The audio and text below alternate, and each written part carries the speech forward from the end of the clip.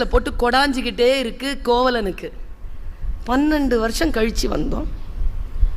திட்டலை, அடிக்கலை, அழலை, சண்டை போடலை. வானுடனே வந்துட்டா. புரியவே இல்லைங்க அவனுக்கு.